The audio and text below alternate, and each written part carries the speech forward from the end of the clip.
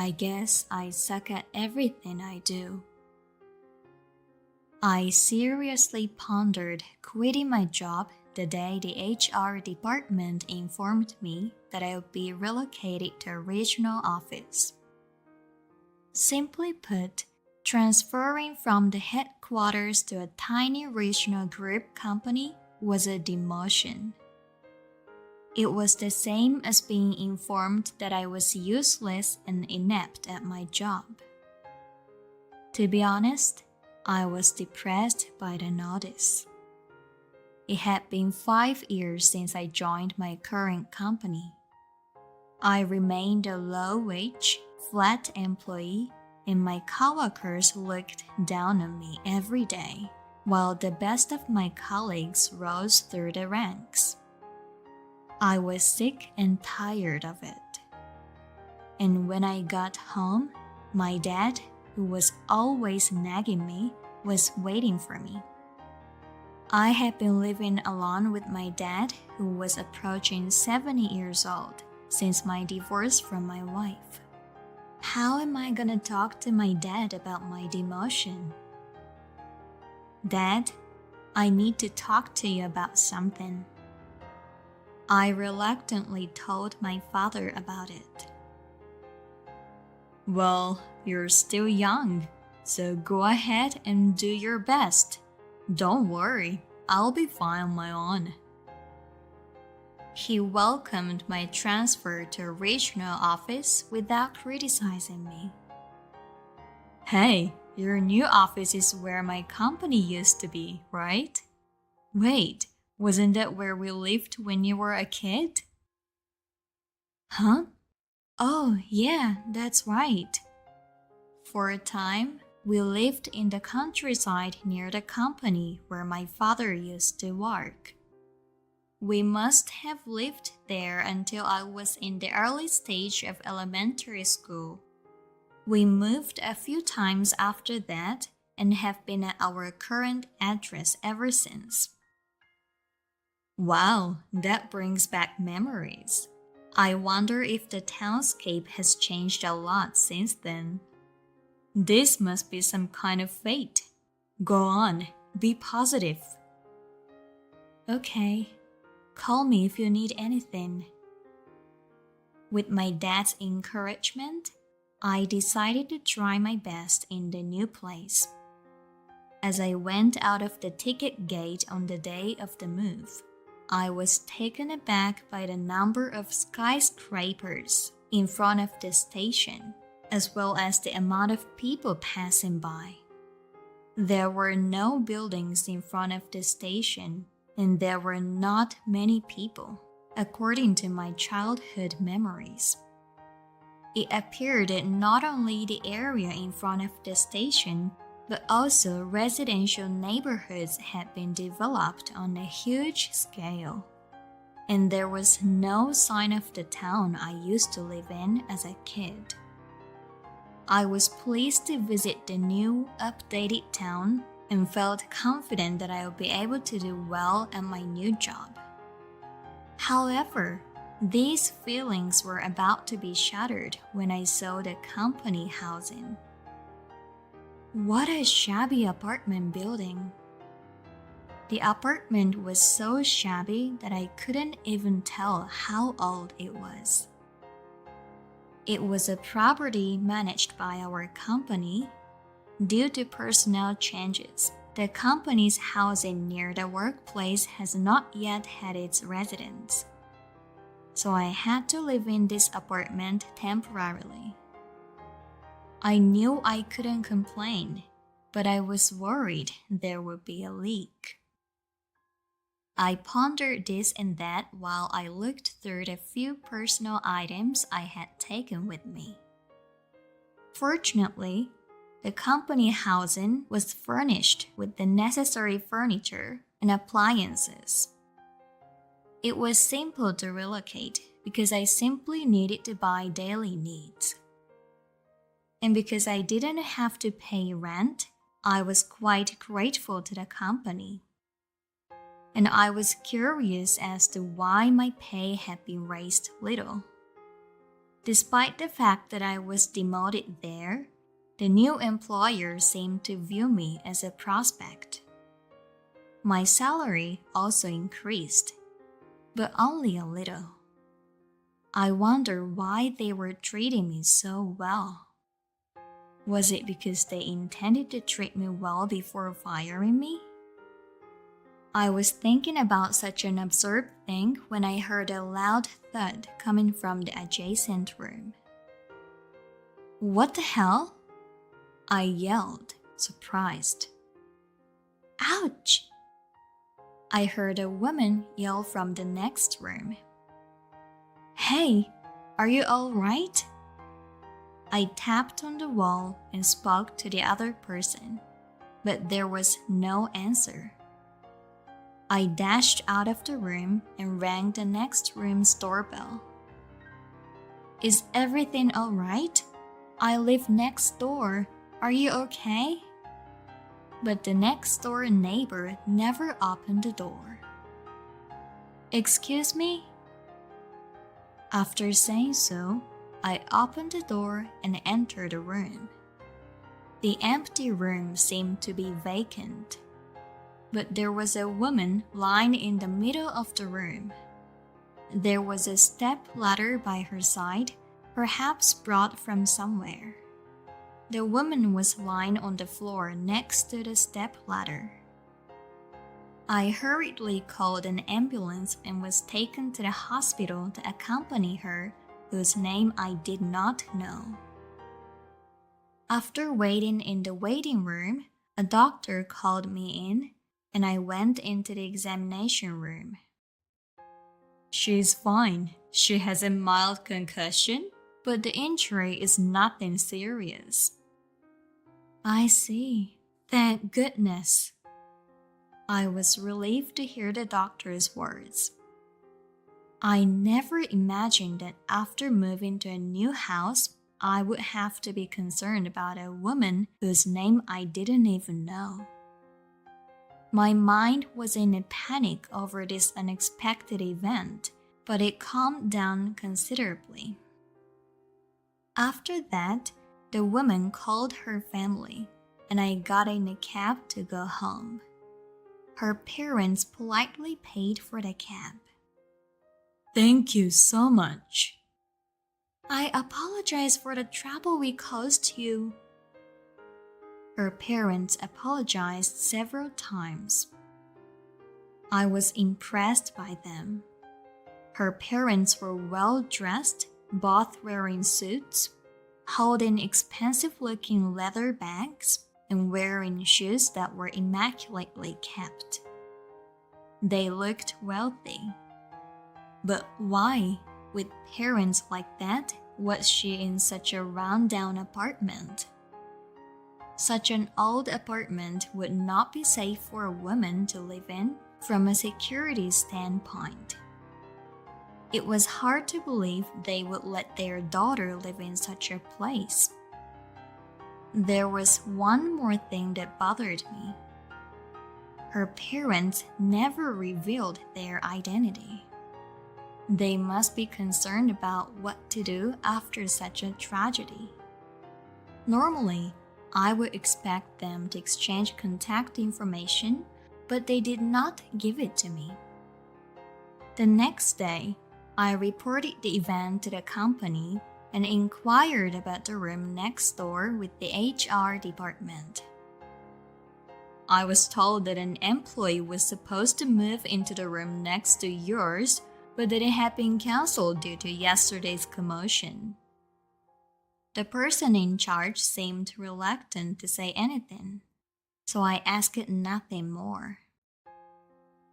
When I arrived home from work that night, I went straight to the room next door. But there was no answer when I rang the intercom. Naturally, the door was locked. I peeked into the next room from the outside just to be sure, but the curtains were not drawn. I knew the room was vacant. What in the world was she doing in that room? I couldn't help but wonder. At work the next day, I heard unexpected news. Hey, the CEO is here to see you. What? Why does he want to meet me? I was so surprised that I asked my boss while I was at work. For some reason, the CEO wanted to meet me. I don't know what he wants from me. I don't remember doing anything wrong.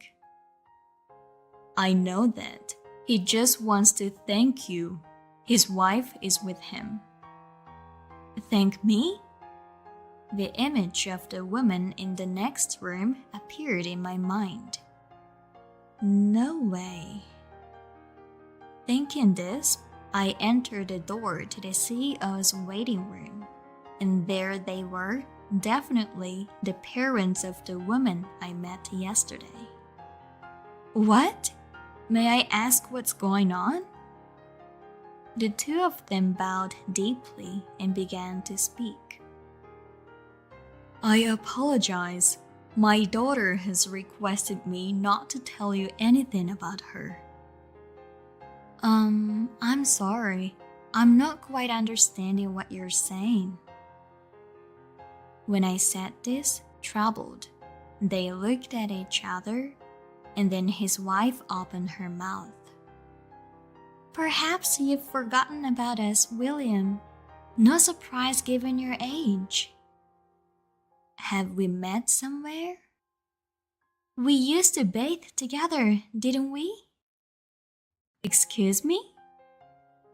I couldn't help but shout when she said that. I was going full speed ahead, tracking back my childhood memories. Then I remembered something. Oh, are you Miss Taylor? That's right, it's me. Remember how we used to take you for a drive? Oh yes, I remember. I finally remembered after hearing their conversation. I remembered a neighbor couple, Mr. and Miss Taylor, who supported my father in raising me alone when I was a child. And that couple was the CEO and his wife in front of me. More than 30 years ago, I was living with my dad in that flat, which was company housing. Miss Taylor, who lived next door, frequently looked after me instead of my dad, who worked late. She often treated me to meals and often bathed me when I got muddy from playing in the park. When I lived there, the apartment was white and gorgeous, and the surrounding region was all fields, very different from what it is now. Then your daughter must be Olivia. How is she doing? That's when I realized.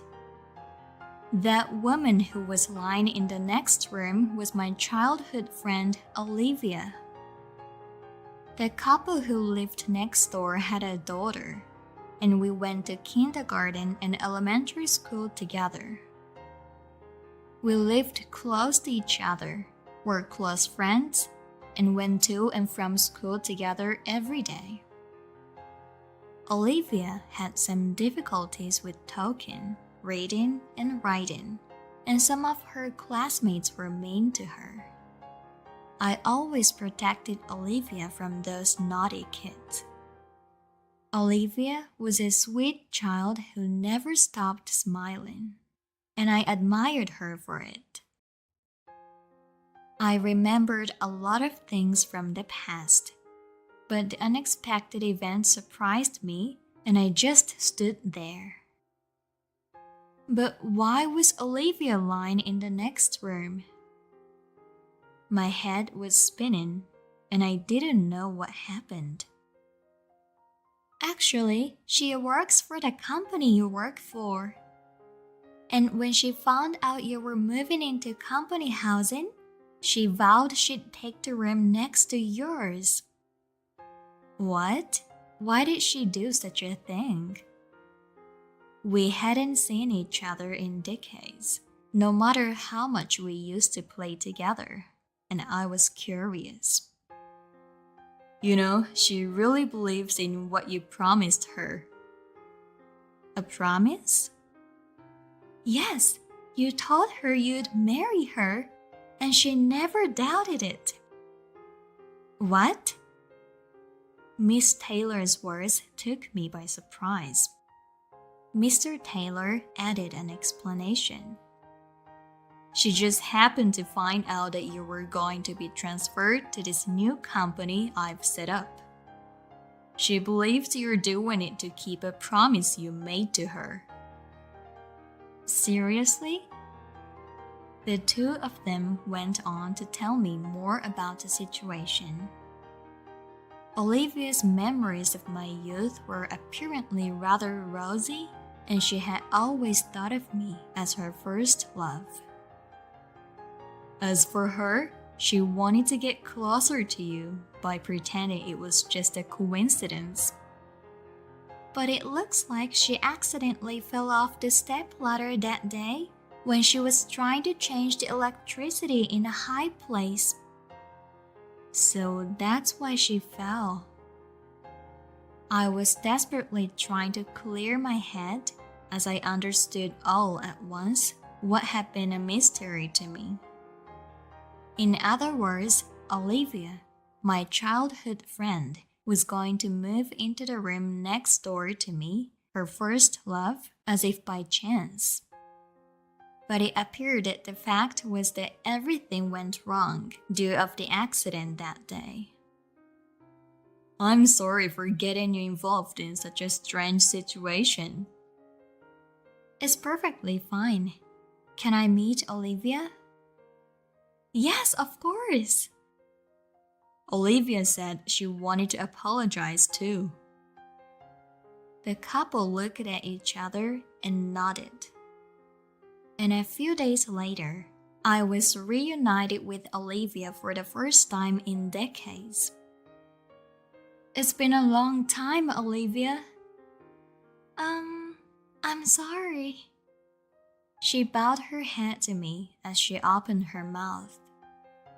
I didn't mean to cause you trouble, William. She looked down and her face turned bright red. Oh no, don't worry about it. I'm so happy to see you again after so many decades. Yes. She kept looking down. And I'm so happy that you've been thinking about me all this time. What? When I told her that, she looked up in surprise. I'm looking forward to working with you from now on. I was transferred here and I didn't know anything. She explained each employee's job at the company in detail, provided information on our business partners, and carefully coached me on my task. She also provided me with store information and maps so that I would not have difficulty shopping in the new city. Seeing her like that, I was reminded once again what a good, kind-hearted girl she was. After a while, I invited her to a restaurant and confessed my feelings to her. I'm just a divorced man who was transferred to the countryside, but if you don't mind, would you like to go out with me? Of course! She grinned as if a flower had bloomed at my words. Mr. and Miss Taylor, a former neighbor couple, were very happy to see us together. When I told my dad about it, you see, demotion was part of God's plan. He said so with a smile. Olivia and I are having a good time together, and I shall share the same last name as her next year.